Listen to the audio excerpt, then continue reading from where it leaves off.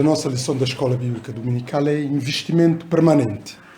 Há um título bastante sugestivo e também pertinente.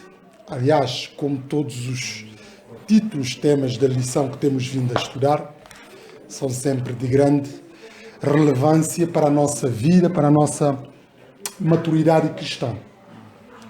Mas hoje é sobre investimento permanente. Sobre este título, acho que cada um tem algo a dizer, tem algo, tem experiência própria, não um conceito propriamente estrito sensu, no sentido, nós quando pensamos no investimento, pensamos sempre numa pessoa que é empresária, que vai fazendo investimentos, mas todos nós, ao fim e ao cabo, fazemos sempre investimento dependendo da opção de cada um e das preferências de cada um. Quando uma pessoa está a estudar, não vou referir agora numa fase embrionária ou numa fase inicial, mas depois de começar a ter consciência do estudo e também por aquilo que quer ser no futuro, naturalmente coadjuvados pelos pais ou familiares, essa pessoa está a investir na sua formação, na sua qualificação. Logo, é uma forma de investimento. Mas também podemos pensar em investimento numa outra perspectiva, numa outra abordagem, que é uma abordagem mais que se associa mais a essa expressão, ou pelo menos induzem mais as pessoas a pensarem nisso, as pessoas que são empresárias ou que querem conseguir determinado lucro. Para haver lucro, a pessoa tem que investir. Isso é mais notório numa perspectiva da classe empresarial. Um empresário, por norma, ele tem que investir para depois poder haver retorno do seu investimento. Mas não é só com os empresários, como eu estava a referir, todos nós, pela formação que vamos tendo, no relacionamento também, uma pessoa investe no relacionamento de várias ordens, começar relacionamento familiar, relacionamento sentimental, amoroso neste caso, ou até podemos dizer conjugal, e também no relacionamento social, etc, etc. Isto o quê? A pessoa, quando está a investir nisso, quer dizer, tem expectativa de que as coisas venham a melhorar. Mas no início requer sempre alguma renúncia, algum sacrifício e um certo tipo de desapegamento. Porque, caso contrário, investir, quando uma pessoa é muito apegada, é complicado. Até porque os retornos não vêm logo de imediato. Tem que esperar tempo para depois poder vir a resultar. Isso em todos os domínios do relacionamento. Quando uma pessoa, por exemplo, apaixona por uma rapariga ou por um rapaz, naturalmente, quando se lança neste investimento, as coisas podem logo não resultar. Pode demorar, às vezes resulta de imediato, mas outras vezes demora muito tempo. E nós já ouvimos experiência das pessoas que aguardaram pelos seus parceiros ou parceiras durante algum tempo. E pode até passar anos, etc, etc. Mas a pessoa tem fé nessa espera de que as coisas vão mudar e vão alterar para o sentido positivo. Outras vezes isso não acontece. Neste caso, o investimento não houve retorno, mas também faz parte do investimento de as coisas não correrem bem. Porque quando nós estamos a investir, estamos a arriscar. Estamos a tirar aquilo que temos para fazer esse investimento para depois haver retorno. Falei agora numa perspectiva sentimental, mas também quando uma pessoa está a investir na sua formação, naturalmente, e sobretudo quando chega já a formação mais avançada, licenciatura, mestrado, doutoramento, ele investe muito dinheiro além do dinheiro, o esforço. Para quê? Para poder conseguir grau, para depois lhe poder catapultar para conseguir bom emprego e ganhar dinheiro. Às vezes nós sabemos que há pessoas também que fazem esses investimentos e depois acabam por ter dificuldades no emprego. Mas mesmo assim, no que toca à formação, acho que sempre o retorno é garantido, porque a sabedoria, o conhecimento, não, por mais que uma pessoa possa não ter oportunidade de mostrar aquilo que vale, mas também molda-nos, ajuda-nos a sermos mais civilizados, mais cultos e mais ferramentas para lidar com os próprios desafios da vida. Por isso, nessa perspectiva, as coisas devem ser pensadas assim. Mas também num componente empresarial. A pessoa, quando um empresário faz um investimento, primeiro tem que ter espaço, tem que pensar nos produtos, mercadoria. Ele está a tirar aquilo que tinha como poupança ou etc, etc, para poder investir. E às vezes leva tempo para poder, enfim, conseguir ganhos. Noutras situações, tal como já mencionei, as coisas às vezes não correm bem, mas faz parte do risco. Logo, o investimento é uma coisa que deve acompanhar sempre, ou que acompanha sempre uma pessoa, mas aqui este investimento que nós estamos a falar de investimento permanente é um investimento numa perspectiva da nossa espiritualidade, da nossa vida, da nossa conduta cristã e da forma de podermos dar um testemunho coerente, um testemunho consistente, um testemunho que não põe em causa os nossos princípios e valores cristãos. Mas para isso é preciso um investimento. Investimento que é na palavra, no conhecimento da palavra e nas práticas de boas obras. Humanamente, esses investimentos, na generalidade das situações, falando humanamente, não há retorno. Porque quando a Bíblia nos ensina a amar os nossos inimigos, falando numa perspectiva humanamente, mas como é que eu posso amar aquela pessoa que não me quer bem? Aliás, nós ouvimos ditos das pessoas do mundo, eu sou amigo dos meus amigos. Isso é uma coisa comum. Quer dizer, as pessoas só investem quando sabem, ou quando, nesta perspectiva, de que tem que haver retorno, tem que haver reciprocidade. Caso contrário, não vou investir. Por isso, há um egoísmo que está subjacente a essas questões, etc, etc, numa perspectiva do mundo. Mas aqui, o investimento na palavra, investimento na prática de boas obras, investimento no Evangelho. É claro, tal como muitos investimentos, requer sacrifício, esforço, dedicação e, acima de tudo, certeza. Neste caso, falamos de fé, de que as coisas vão correr bem. Mas sem continuar nestes prolegómenos, vou convidar uma pessoa, vou convidar-vos a abrirem 1 Timóteo, capítulo 6, e vamos fazer esta leitura mais propriamente de versículo 6, como dá a orientação à nossa revista da Escola Bíblica Dominical, até versículos seguintes. Diz assim na minha versão, 1 Timóteo, capítulo 6, de versículo 6 e seguintes. De facto, a religião pode até ser uma forma de enriquecimento se for praticada sem motivos interesseiros. Quando viemos ao mundo, não trazíamos nada. E quando formos embora, também nada podemos levar. Se tivermos alguma coisa que comer e com que nos vestir é quanto basta. Porém, os que desejam enriquecer caem na tentação e na armadilha e são vítimas de muitos desejos insensatos e prejudiciais, fazendo com que se afundem na ruína e na perdição. A raiz de todos os males é a ganância do dinheiro. Levados por ela, muitos perderam a fé e meteram-se em grandes aflições. Nesta primeira abordagem, o apóstolo Paulo enfatiza a falsa doutrina que se baseia no materialismo. Aliás, que não é uma prática de antigamente só. Isso se estende até aos nossos dias. Ainda na semana passada refletia nessa questão da felicidade.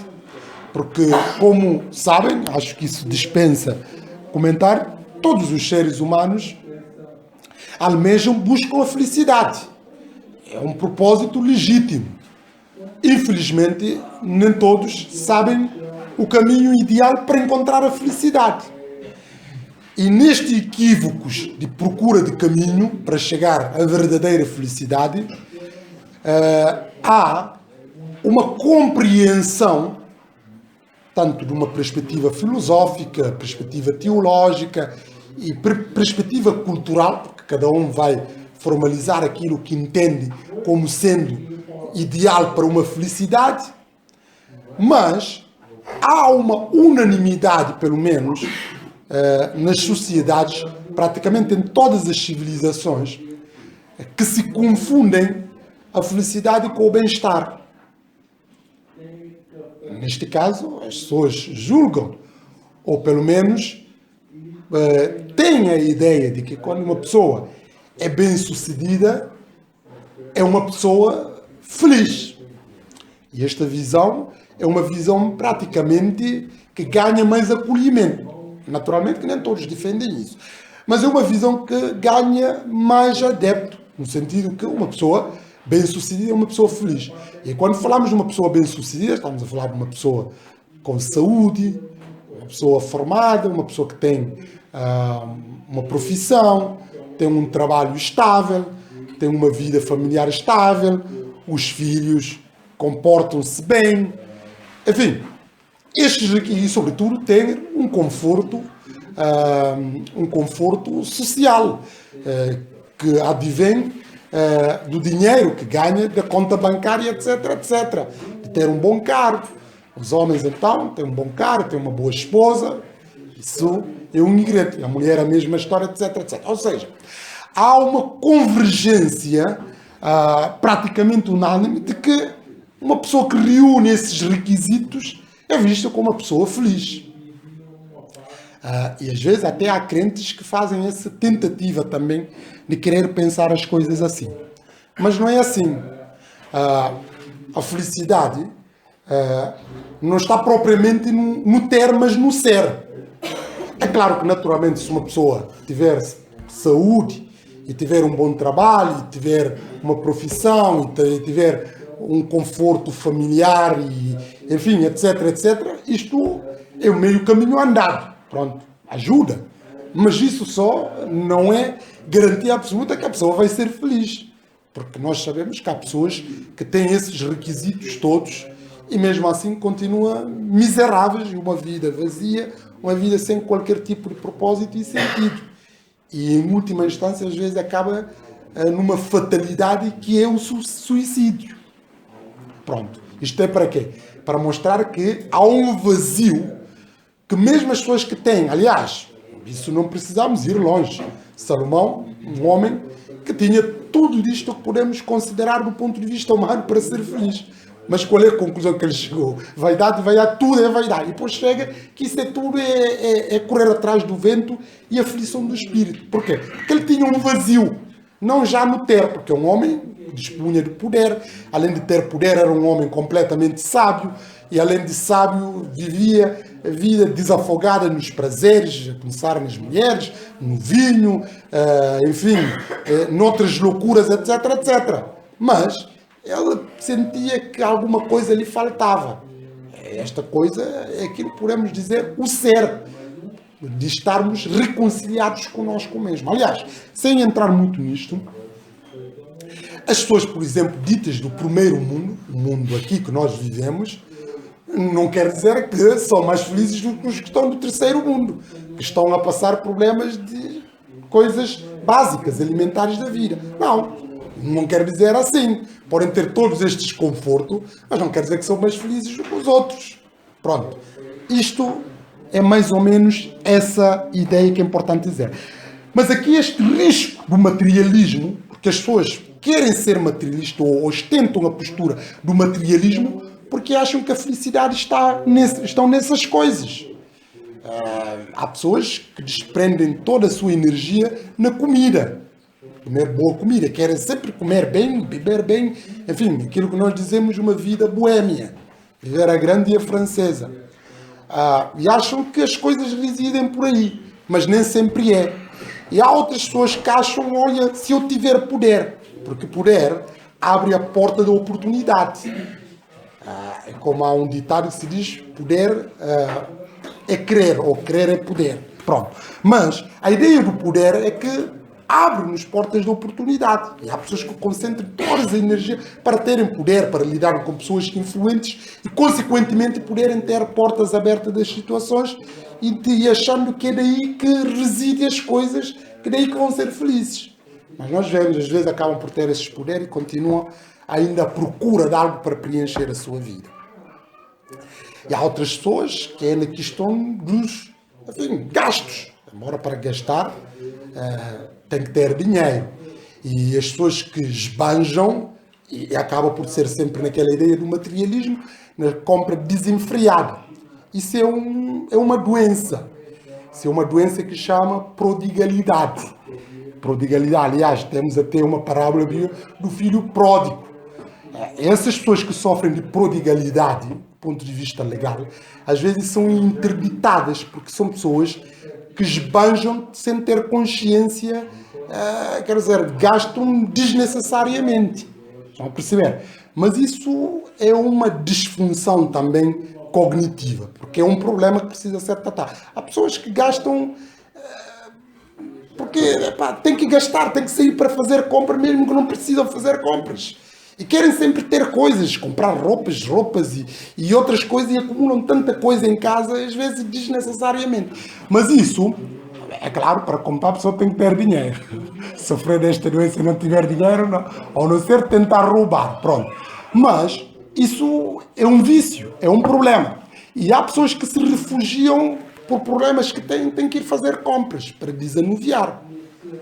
E gastam desnecessariamente coisas que poderiam evitar. Pronto, refugiam-se nisto. Mas tudo isso centraliza-se nas coisas, no materialismo, no dinheiro, no poder e também na influência, etc, etc. Se repararem aqui, apóstolo Paulo, logo no versículo 3, ele começa: se alguém ensinar coisas diferentes e não seguir a doutrina certa, que é a do nosso Senhor Jesus Cristo, segundo os ensinamentos da nossa religião, esse é um orgulhoso e não compreende nada. Se alguém ensina outras coisas, repara, o ensinamento tem que enquadrar com a nossa doutrina da fé. E esta doutrina da fé é um cânon que está fundamentado, que já está alicerçado. Ninguém pode vir adulterar esse cânon, esse fundamento. Esta é a razão pela qual o apóstolo Paulo, no livro de Gálatas, veio ao ponto de dizer: se alguém ensinar outra doutrina, mesmo até que vier os anjos do céu, vier a dizer coisas que não estão enquadradas naquilo que está na palavra, seja anátema, porque é um falso ensino. E nós vemos que há falso ensino ao longo da história do cristianismo. Esse ensino do evangelho da prosperidade, o evangelho de não compromisso, o evangelho centralizado no homem, o evangelho na defesa da felicidade baseada exclusivamente no homem. Isto é uma falsa doutrina. Por isso o apóstolo Paulo vinca esta verdade aqui. Logo no versículo 4, esse é um orgulhoso. Quem vai nesse caminho é uma pessoa instrumentalizada pelo diabo. E esta ideia logo do orgulhoso e não compreende nada. Ou pelo menos compreende de uma forma superficial. Mas isso também, quando uma pessoa sabe as coisas só superficialmente, ou até sabe e não pratica, é porque não sabe isso na sua verdadeira acessão. Mas além dessa pessoa não compreender nada nessa perspectiva, é uma pessoa doentia que só levanta problemas e discussões. A heresia leva-nos inevitavelmente para debates infindáveis e problemas desnecessários. Aliás, o apóstolo Paulo, nesta carta, ele próprio veio dizer para evitar temáticas sobre as genealogias, debates sobre a lei, coisas que não têm fundamento no sentido que não serve para edificação. E essas pessoas, quando vêm com esses debates, são pessoas já que querem questionar. Aliás, como já o outro apóstolo Paulo vai mostrar, Jambres, que já afirmava que a ressurreição, que a segunda vinda já tinha acontecido. Essas pessoas que sedimentam essas falsas doutrinas, que já punham em causa, ou que já falavam na perspectiva desviada dos ensinos do Senhor Jesus Cristo, o apóstolo Paulo já tinha lhe denunciado essa situação. E em consequência desses debates, dessas heresias doutrinárias, tem um perigo, porque essas pessoas que aparentemente diziam que conhecem a palavra, acabam por naufragar na fé. Acabam por, enfim, descontrolar, e há um naufrágio. Não vou agora especificar. Uma vez o irmão Davi perguntava-me o que é que isso quer dizer naufragar na fé. Se essas pessoas que naufragam na fé se deixavam de ser crentes ou se perdiam. Bem, a resposta que eu dei, volto a dar, essa ideia de naufragar na fé, não quer dizer propriamente que uma pessoa perde. Porque há naufrágio, uma pessoa pode salvar, mas pode naufragar. O naufrágio é sempre uma coisa perturbadora, mas nós sabemos que nem todos moram no naufrágio. Alguns conseguem escapar, outros, infelizmente, enfim, acabam por morrer. Mas é sempre uma situação difícil, que a pessoa vai colocando que poderia evitar. Logo, nesta lógica, acredito que há muitos crentes que são salvos, mas que naufragam na fé. Nós temos caso, literalmente, que é o caso de Jonas. Jonas naufragou na fé. O que é que aconteceu? Ele foi parar até na barriga, literalmente, na barriga do peixe, mas entretanto salvou. Mas essas coisas são coisas que criam discussões inúteis. Há aquelas discussões que são interessantes, que são edificantes, quando as pessoas querem se aprender umas com as outras, quando querem esclarecer. Pode haver um debate saudável, um debate que pode envolver inclusive o contraditório. Não temos que convergir unanimemente na nossa leitura, mas há um propósito de que, quando nós vamos divergir uns com os outros, o objetivo aqui não é para criar uma falsa doutrina ou procurar orgulhosamente tentar lançar um outro fundamento. Não. Os crentes, é natural que haja divergências, tal como o apóstolo Paulo, inclusive, divergiu com o apóstolo Pedro e disse que resistiu-lhe firmemente na fé em relação à postura que deve ser na temática de circuncisão, que deu no Concílio de Jerusalém, no primeiro Concílio de Jerusalém, para debater essas questões. Mas houve divergências. E é normal, até hoje, nós quando estamos, agora na próxima semana, teremos uma Assembleia Geral, de Assembleia da Igreja, é normal as pessoas terem um ponto de vista. Mas há divergentes. Mas essas divergências têm que ter sempre um pano comum. Tem que convergir, pelo menos, na ideia de procurar encontrar a melhor solução. Mas há pessoas que divergem só porque querem divergir, ou querem deitar abaixo, ou querem magoar, etc, etc. Isto não é uma perspectiva cristã. Porque isso são coisas inúteis, que não vale a pena até o crente perder tempo quando perceber que as coisas estão a caminhar para esse sentido.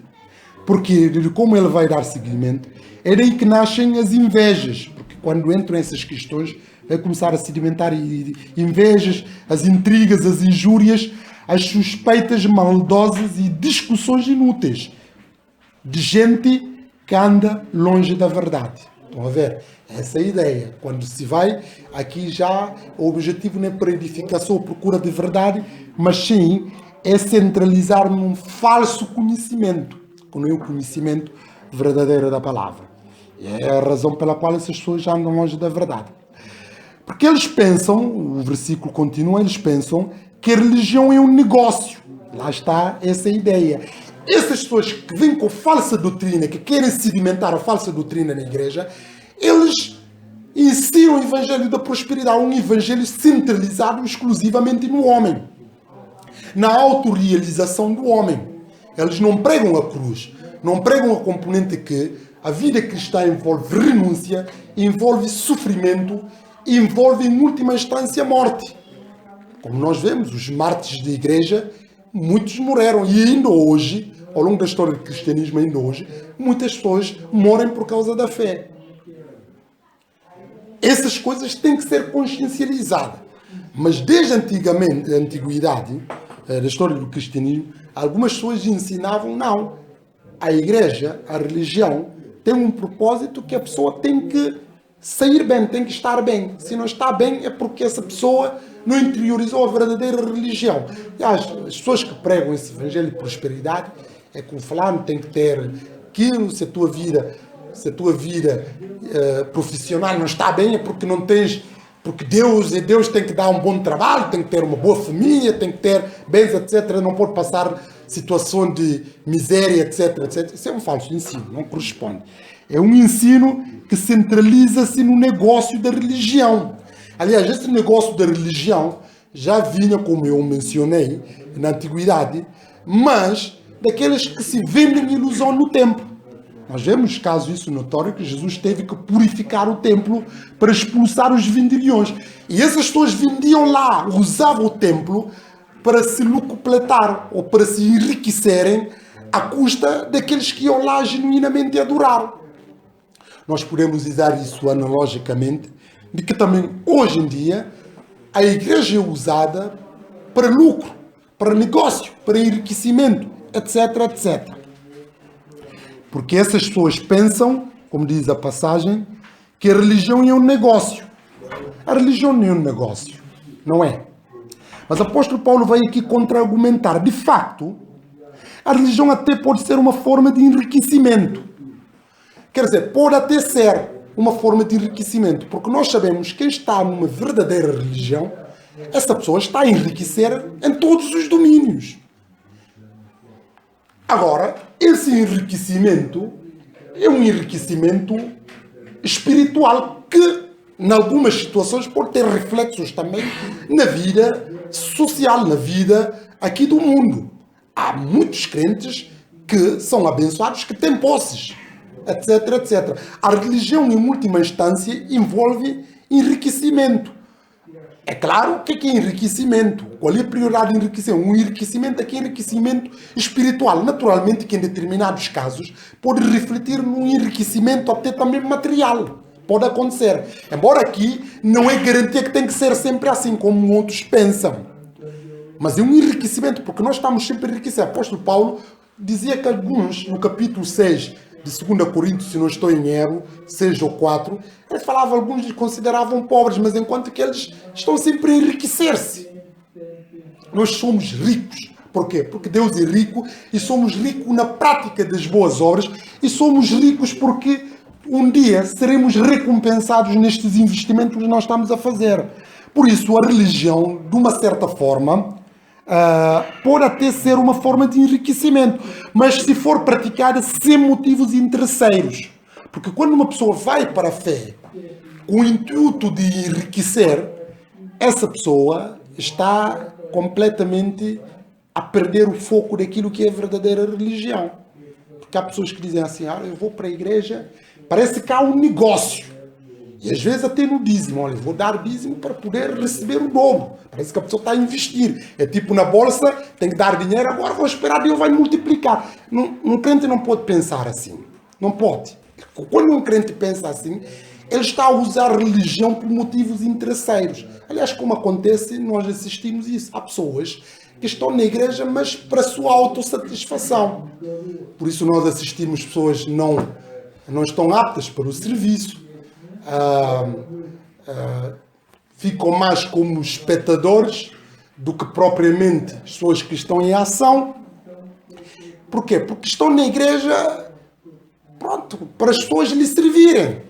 Reclamam e tudo por nada. O fulano não me telefonou quando eu estive doente. Há todas as queixas de pretextos que a pessoa centraliza na sua própria individualidade. E normalmente as pessoas que queixam assim são pessoas que acabam por não preencher o requisito ou de ter moral para estar a falar coisas que não devem falar. Às vezes nós ouvimos a escrita, o pastor não preocupa comigo, a liderança tive, quem não preocupou comigo não telefonou comigo. Naturalmente que a pastora, a liderança de igreja, tem que preocupar com os crentes da igreja. Pronto. Mas não é um motivo de um crente Se isso não acontecer, para ele ficar escandalizado, porque o seu objetivo que vai lá à igreja não é por causa do pastor nem pela liderança da igreja, estão a perceber? Só vai lá porque ama Jesus. Se o pastor preocupar connosco, a liderança da igreja, os irmãos, tudo bem, não está mal isto. Mas também se não acontecer, não é por causa disso que nós ficamos zangados. E essas pessoas normalmente que queixam, não me telefonou, não me foi visitar, não me fez. A pessoa pergunta, mas tu fazes isso em relação aos outros? Quer dizer, porque nós todos estamos no serviço. Às vezes até a pessoa pergunta, mas tu às vezes também telefona pastores, pastor, como é que está? Precisa de alguma ajuda? Como é que está a coisa? Para saber. A pessoa não faz isso. E nem te digo pastor em relação à liderança da igreja. Mas até com relação, porque temos muitos irmãos que estão doentes e que vivem sozinhos ou que estão aqui estrangeiros, como a pessoa também pode ter uma postura para mostrar. Mas as pessoas que reclamam assim, quer dizer, pensam só neles. Isso é uma forma errada de ver o cristianismo. Estão a perceber? Porque o nosso foco é Deus, não é as pessoas. O ser humano falha. Por isso a Bíblia diz, maldito o homem que confia no homem. Por isso a religião tem que ser praticada sem motivos interesseiros. A pessoa não vai dizer, não tenho que fazer, eu vou agora à igreja, pronto, para Deus poder proporcionar minha família estável, vou dar dízimo para poder receber. Alguns até fazem, olha, dei dízimo no mês passado, vim logo receber tanto, parece que estão a investir na bolsa, etc, etc. Isso é uma consciência cristã errada e equivocada, etc, etc. Porquê? Porque a pessoa está a viver por motivos interesseiros. Nós, quando damos oferta, quando damos dízimo, quando servimos na igreja, temos de fazer de uma forma desapegada. Porque quando fazemos assim até, que Deus vai também honrar de uma forma mais notória esse nosso desapego. Agora, se a pessoa vai com motivos interesseiros, porque Deus olha para o coração. Nós às vezes podemos enganar. Deus olha quando as pessoas estão a servir, quando fazem, se estão a fazer isso genuinamente ou não. E não é só uma perspectiva cristã. Aliás, Kant, na sua abordagem sobre a fundamentação metafísica dos costumes, falava nessa questão. Algo que é feito por dever ser ou que é feito só por dever. O imperativo categórico que ele falava. O conteúdo moral só tem um conteúdo moral, qualquer ação só tem um conteúdo moral quando é praticado com boas intenções. E dava esse exemplo de dois comerciantes, um que baixou o preço para facilitar a vida aos mais pobres e outro que baixou o mesmo preço porque não tinha alternativa por causa da concorrência. Humanamente, essas duas ações são corretas. Só que um não tem conteúdo valorativo, segundo o Kant. Porquê? Porque é feito porque não tinha alternativa. O passo que o outro fez a pensar nos outros. Estão a perceber? Por isso nós não conseguimos avaliar quem está de boa fé ou não, porque às vezes as pessoas camuflam e dão uma ideia hipócrita da vida cristã, etc, etc. Mas Deus sabe. O Senhor Jesus sabe e nunca podemos enganar o Senhor Jesus. Por isso não tem que ser por motivos interesseiros. E depois no versículo 7 ele diz, quando viemos ao mundo, não trazíamos nada. E quando formos embora, também nada podemos levar. Ou seja, quem é que nasceu aqui com alguma coisa? Nada. Nós viemos no mundo. E a Jó reafirma esta grande verdade. E nós sabemos nada. Nós viemos do mundo sem nada. E também vamos sair deste mundo sem levar nada. Apesar de toda a pompa, às vezes, que algumas pessoas que são mais afortunados no seu funeral, etc, etc. Mas aquilo, esses defuntos já não levam nada. Aquilo vai tudo para transformar pó. Por isso o apóstolo Paulo fala que quando viemos ao mundo não trazíamos nada. E quando formos embora também nada podemos levar. No entanto, se tivermos alguma coisa que comer e com que nos vestir é quanto basta. Estão a perceber? A ideia de gratidão. Se tivermos alguma coisa com que vestir, com comer é quanto basta. Por que é quanto basta? No sentido que o apóstolo Paulo não está a dizer que não devemos esforçar para ter posses e até ajudar no ministério cristão e auxiliar os mais pobres. Não é nada disso. Ele está a mostrar que nós temos que ser gratos com aquilo que temos. E Jesus ia dizer, contentai-vos com aquilo que dispõe. E esse contentar é uma ideia também que vai encerrar a própria felicidade. Porque felicidade é a pessoa reconciliar com ele próprio no ser. Porque quando uma pessoa não está não reconhece aquilo que tem, está a pensar no outro, ele cria falsas expectativas da realidade. É daí que começa a haver ambição desmedida, invejas, etc, etc. Porque a pessoa fica a olhar para a vida do outro e quer imitar ser aquela vida do outro e não sabe às vezes todas as implicações da vida daquela pessoa. Estão a perceber? Essas pessoas andam sempre insatisfeitas, querem sempre comparar. Pá, olha, podia ter um marido tal como a minha amiga, ou podia ter um namorado tal como não sei o quê, ou podia ter casa, não sei o quê. A pessoa não concentra naquilo que tem. Contentar com aquilo que tem. Agora, se não contentar com aquilo que tem, é uma pessoa já que não é realizável. Por quê? Porque ele está a querer sempre. E isto leva-nos à ideia da ganância. O apóstolo Paulo vai aqui mencionar, porque está interligado.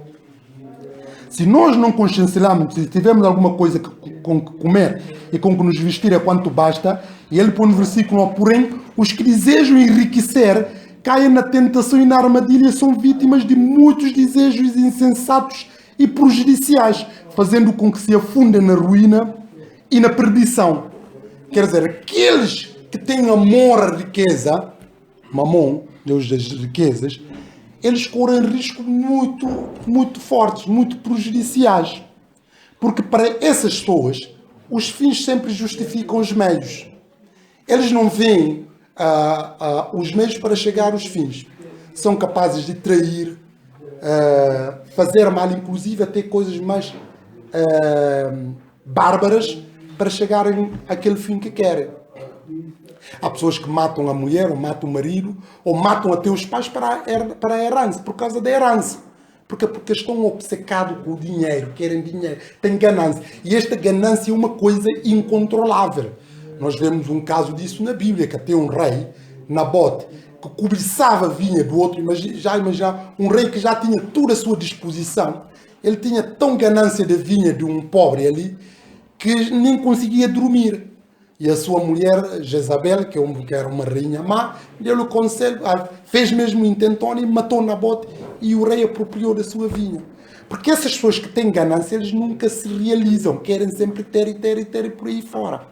Logo, por isso essa ideia de enriquecer é muito perigoso, como o apóstolo Paulo vai evidenciando. Por quê? Porque caem na tentação e na armadilha e são vítimas de muitos desejos insensatos e prejudiciais.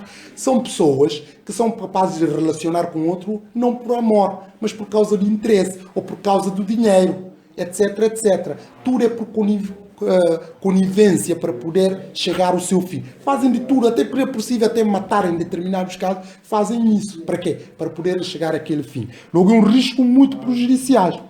Mas esse risco fazendo com que se afundem na ruína e na perdição. Porque é um caminho que não dá para a felicidade. Leva mais para a perdição, para a condenação eterna. Por quê? Porque é um caminho que aparentemente pode parecer um caminho que dá felicidade e que abre as portas, mas é um caminho para a perdição. E não só a perdição, leva essas pessoas para a ruína significativa. Pois no versículo ele diz, a raiz de todos os males é a ganância do dinheiro. A ganância aqui do dinheiro. Quer ter a todo custo. E as pessoas querem dinheiro, gostam de dinheiro. As pessoas já têm uma máxima que se diz que o dinheiro abre as portas. Quer dizer, o dinheiro é tudo. E nesta lógica, essas pessoas atraem todos os males, porque quando uma pessoa adota esta máxima, essa pessoa é uma pessoa que não tem escrúpulos. Ele faz tudo para chegar ao seu fim. Por isso a raiz de todos os males, aliás, essa raiz nós vemos isso no mundo. O mundo que nós vivemos, esse mundo corrupto, é um mundo que vive mais pelo dinheiro, através de coisas ilegais, grandes tráficos de droga, tráficos de arma, tráficos de seres humanos, mas tudo visando dinheiro.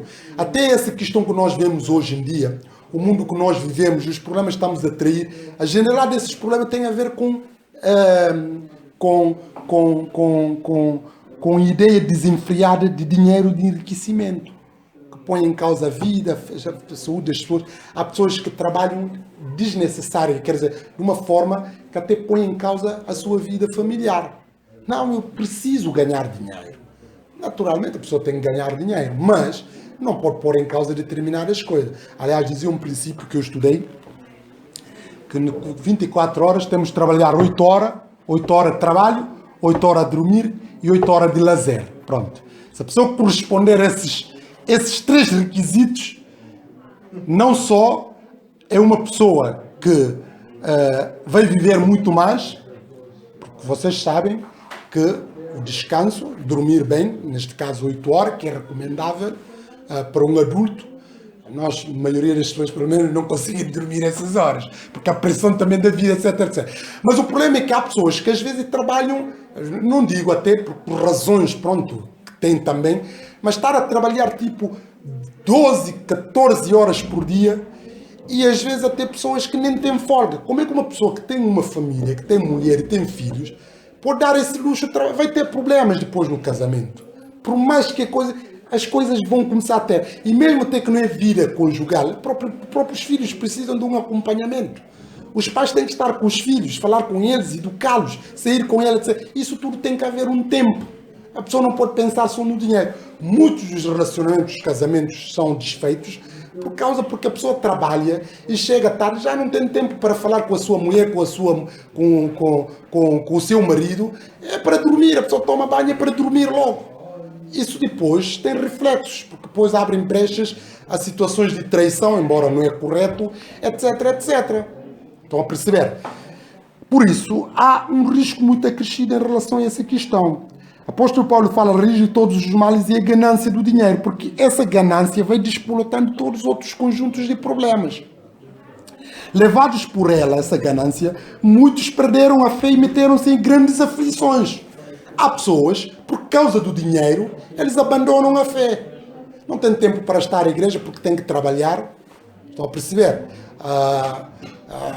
E se não podem estar na igreja, depois passa 1 ano, 2 anos e que há nada, não vir à igreja já não toca. Aliás, há uma banalização cada vez mais que nós assistimos. As pessoas dizem que todos os dias são dia do Senhor. Isso é falso.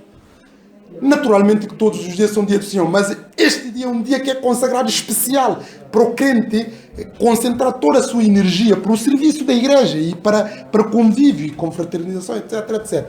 Eu fiquei muito impressionado quando eu estive em Israel. Um israelita, um judeu israelita, um ortodoxo, não faz nada no sábado. Aliás, já vinha isso. O Shabat, nada, não fazem literalmente nada. A vir é só ir lá à sinagoga, eles cantam, dançam, estão ali, coisa.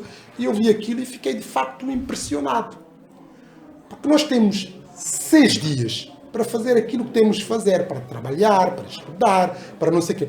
Não podemos preservar um dia. Há pessoas que vêm que é tipo picar pontos. Estão aqui de manhã, pronto, já está. Ficam em casa, almoçam, deitam a ver televisão, não querem vir para a igreja.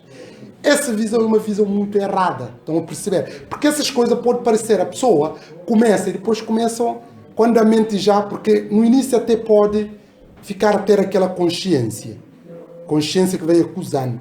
Mas eu não posso estar a ver televisão, tenho que ir para a igreja, para que é que eu fico aqui? Para que é que eu vou ver série? Para que é que eu vou passear no domingo, ir ao shopping, etc? Foi para a igreja. Mas depois disso, quando é o hábito, aquilo já nem regula. E um perigo, porque depois vêm outros problemas, etc, etc. Estão a perceber? Isso tudo são conjuntos de coisas, de uma vida saturada, de uma vida da azáfama, que está cada vez mais a arrastar muitos crentes e muitos até nem pisam mais a igreja e desviam-se. Às vezes, pela misericórdia de Deus, há um puxão, eles voltam com sequelas enormes do mundo. Mas outros vão para a perdição. Nunca mais voltam. Mas por quê? Por causa dessa vida saturada e, sobretudo, da pessoa estar a procurar algo que podia encontrar dentro da casa de Deus. Mas levados por essa ganância, muitos perderam a fé e meteram-se em grandes aflições. Porque quando uma pessoa começa a desligar da igreja, ele perde uma base de apoio muito importante. E como vai ter problemas, isso vai ter reflexos cedo ou tarde na sua vida. O apóstolo Paulo, perante essas situações, ele no versículo 11, tu, porém, como homem de Deus, Timóteo, foge dessas coisas. Essas coisas é para fugir. Nem sequer a pessoa tem que dar aso para poder ainda tentar resistir, para fugir dessas coisas. Mas, contrariamente, procura a justiça, a piedade, a fé, o amor, a paciência e a mansidão. Repara aqui, os frutos do Espírito. Fugir dessas coisas, mas investir. Procura a justiça. O que é a justiça? A justiça, de uma forma muito genérica, é dar a cada um aquilo que merece. Justiça é tratar todo mundo por igual, não olhar as pessoas por causa da sua posição social, para a forma como vestem, como falam, das suas proveniências, origens, etc, etc. É tratar todo mundo por igual. É ser imparcial nas nossas atuações, nas nossas convicções, na nossa forma como lidamos com as pessoas. É ser justo, independentemente do risco que aquilo poderá nos acarretar. E essa justiça aqui não é justiça humana, porque justiça humana é uma justiça parcial. É uma justiça que privilegia uns e prejudica outros. É uma justiça divina, colhe todos da mesma proporção, da mesma forma e procura tratar todos por igual.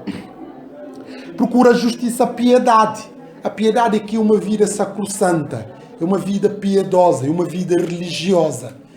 E essa ideia de condoer-se e de poder estar disponível para ajudar aqueles que eventualmente precisam. A vida piedosa, piedade e a fé. O que é a fé? A fé é aquilo, em suma, o próprio Evangelho. A fé que nós abraçamos no Senhor Jesus Cristo. O fundamento da nossa salvação. O amor. Não se pode falar da fé sem o amor. Agora existem três coisas. Fé, esperança e o amor. A fé é importante, mas a fé sem o amor não serve. Ninguém pode ter fé sem ter amor. Aliás, como o apóstolo Tiago, o líder Tiago vai evidenciando na sua carta. O amor. O amor que é base de todas as coisas. O amor que é o sustentáculo de toda a vida cristã. Posso falar língua dos homens, posso ter todo o conhecimento, posso ensinar, posso profetizar, posso até fazer coisas inimagináveis do ponto de vista humano. Se não tiver amor, zero, como diz o apóstolo Paulo em 1 Coríntios capítulo 13. Mas além do amor que ele invoca aqui, ele vai novamente desdobrar noutras qualidades, a paciência. Paciência também é uma virtude. Há pessoas que não têm paciência, que irritam facilmente, que não conseguem, quer dizer, qualquer coisinha de nada, descontrolam-se. Não é fácil, mas temos que procurar cultivar a ideia de paciência. Porque a paciência ajuda-nos também a saber lidar com as pessoas e saber descontar as pessoas. Porque quando uma pessoa é paciente, ele vai descontar. Estão a perceber? Mas se não for paciente, não vai descontar. Qualquer falha logo vai cobrar e às vezes até leva a ruptura. Temos que ser pacientes. Mas além da paciência, apóstolo Paulo, chama a atenção para outras virtudes. A mansidão aqui é a humildade em última instância. E depois, Timóteo tem que concentrar nesses valores, tal como todos os crentes, mas entretanto luta no bom combate da fé. A fé é um combate diário. Nós travamos o combate contra o mal, contra o preconceito, contra a discriminação, contra os abusos, contra o diabo, etc, etc. É um combate da fé. Por isso o apóstolo Paulo, depois no final diz, combati um bom combate da fé e acabei a carreira. Nós todos os dias estamos a travar o bom combate da fé. É verdade que há outros que não travam esse bom combate da fé, mas temos que travar esse bom combate da fé de um testemunho coerente e firme do Evangelho que nós acreditamos. Travar um bom combate da fé, como aqui ele vai evidenciar. Luta no bom combate da fé. Segura a vida eterna. A vida eterna aqui está a falar do processo da salvação. O processo da salvação tem 3 graduações. Eu fui salvo no passado, estou sendo salvo no presente e vou ser salvo no futuro. E esse ser salvo no futuro é a glorificação. O processo da conversão, que é a regeneração, o processo atual da santificação e da glorificação. Fui salvo, estou sendo salvo e vou ser salvo. Por isso a pessoa tem que guardar o depósito da fé. Neste caso, procurar segurar a vida eterna. E este segurar a vida eterna é guardar o depósito da fé num outro contexto. E este guardar aqui não quer dizer que a pessoa vai perder agora a salvação, mas é a pessoa exercitar naquilo que já é em Cristo. Estão a perceber? A fé tem que corresponder às obras também. Estão a perceber? Logo, neste caso, é exercitar a fé. Neste caso. E esse ato de exercitar a fé é segurar a vida eterna. É guardar o depósito, o oxigênio da salvação para resistir às investidas dos diabos, às adversidades, etc, etc. Mas ele depois vai continuar. Para a qual foste chamado e da qual fizeste tão bela profissão de fé diante de muitas testemunhas. E depois no versículo 13, na presença de Deus que dá vida a tudo, a de Jesus Cristo que deu tão belo testemunho diante de Pôncio Pilatos. Jesus deu testemunho, nós sabemos isso, no seu processo de julgamento. Eu te peço, até a vinda do Senhor Jesus Cristo, guarda sem defeito nem mancha o que foi mandado. Isto também é um desafio que se estende a todos. Na devida altura, ele há de aparecer pelo poder daquele que é bendito, o único soberano Senhor dos Senhores. Ele é o único que não morre. Ele vive rodeado de uma luz que ninguém consegue penetrar. Ninguém o viu, nem poderá ver. Ninguém pode ver. Qualquer homem que ver glória de Deus no seu esplendor, ele fica completamente desfeito. Não consegue. A ele seja dada honra e poder para sempre. Amém. E depois ele retoma essa ideia de rico. Avisa os ricos, avisa os que são ricos em bens deste mundo, para que não se envaidecem nem ponham a sua esperança numa riqueza que não é segura. Desde logo, o ser rico não é mau. Não podemos agora dizer não. Há uma concessão da Igreja Católica, que é uma perspectiva mais franciscana, que faz apologia da pobreza.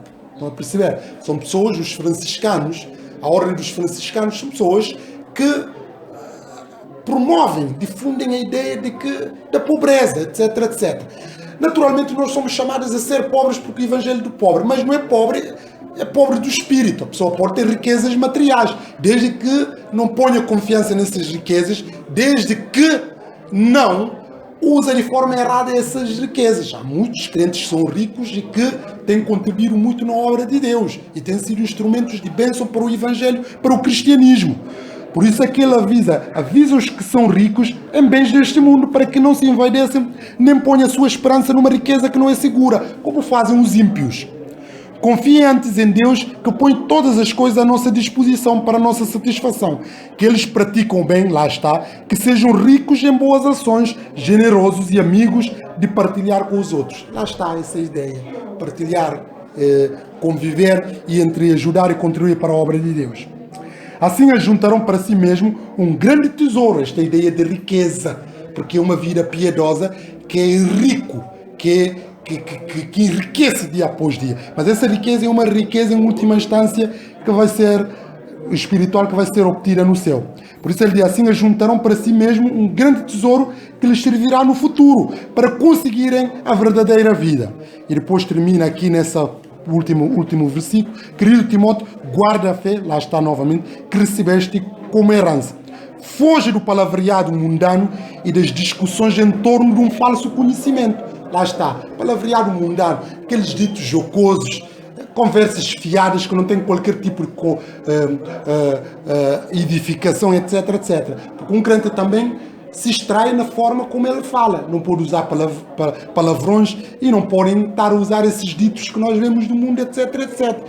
Ditos que encerram a sensualidade e por aí fora. Evita isto.